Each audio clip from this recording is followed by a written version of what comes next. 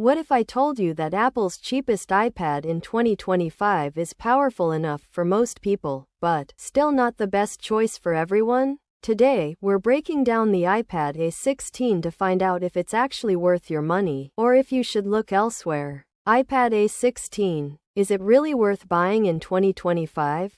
When Apple released the 2025 iPad powered by the A16 chip, it reignited debate across tech communities about its value proposition. Positioned as the new entry-level iPad, this model aims to balance performance, price, and everyday usability. But in 2025, with alternatives like the iPad Air and iPad Pro, is it still worth buying? Below, we break down everything you need to know. Overview.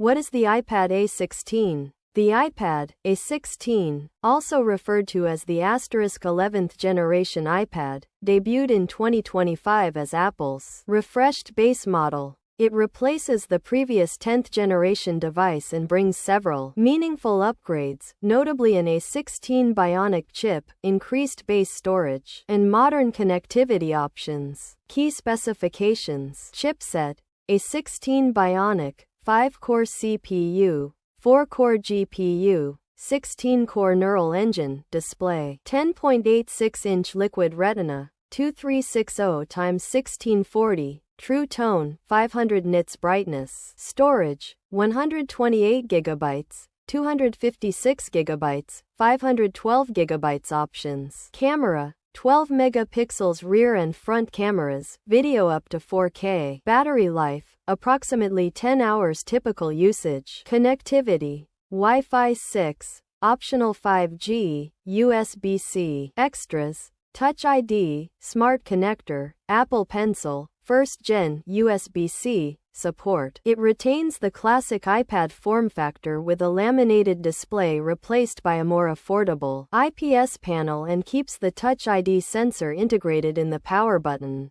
Performance. Everyday power without the price tag. One of the most significant upgrades for the 2025 base iPad is the A16 Bionic chip, borrowed from earlier iPhone models but still a substantial step up from the A14 in older entry models. Real-world speed. Across everyday tasks, web browsing, video streaming, document editing, social media, and lighter creative apps, the A16 delivers smooth, responsive performance.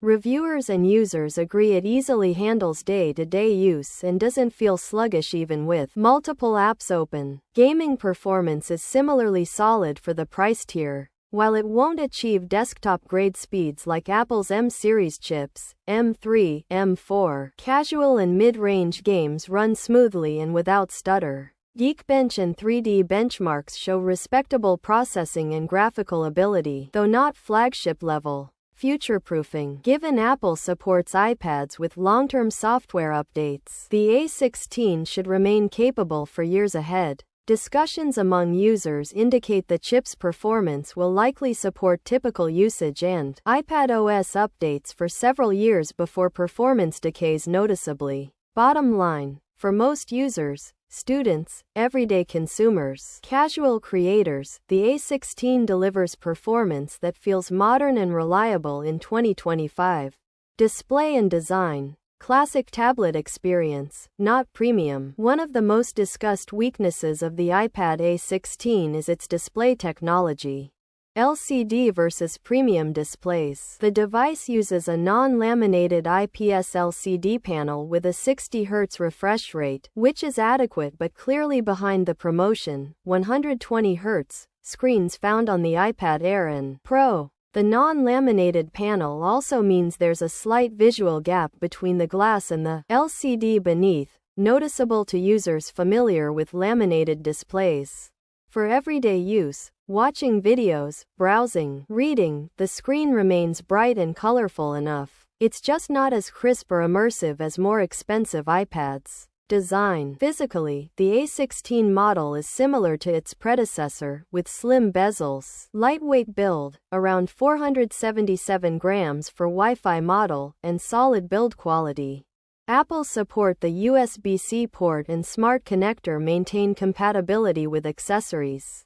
Verdict. The display and design aren't cutting edge, but they're serviceable, especially given the price class. Software and feature set. Apple Intelligence exclusion. The iPad A16 runs iPad OS with full access to Apple's app ecosystem, multitasking tools, and productivity features. TechRadar. However, it notably lacks support for Apple Intelligence, Apple's suite of built-in generative AI features. This exclusion, tied to hardware RAM limits, means some newer functionalities Apple is pushing across its ecosystem won't appear on this model. For some users, this omission is negligible. For others, particularly those interested in Apple's integrated AI experiences, it's a reason to consider higher-tier options. Battery life. All-day usage. For most, battery performance on the A16 iPad aligns with typical expectations for iPads. Around 10 hours of mixed usage including browsing, media, and light productivity tasks.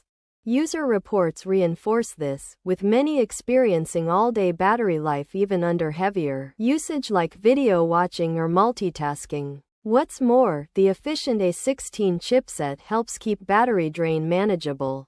For most users, a single charge will see them through a full day of school, work, or travel. Accessories and expandability. Flexible but costly. Accessories are a mixed bag. Apple Pencil works with first-gen and USB-C Pencil, but not the newer Apple Pencil Pro.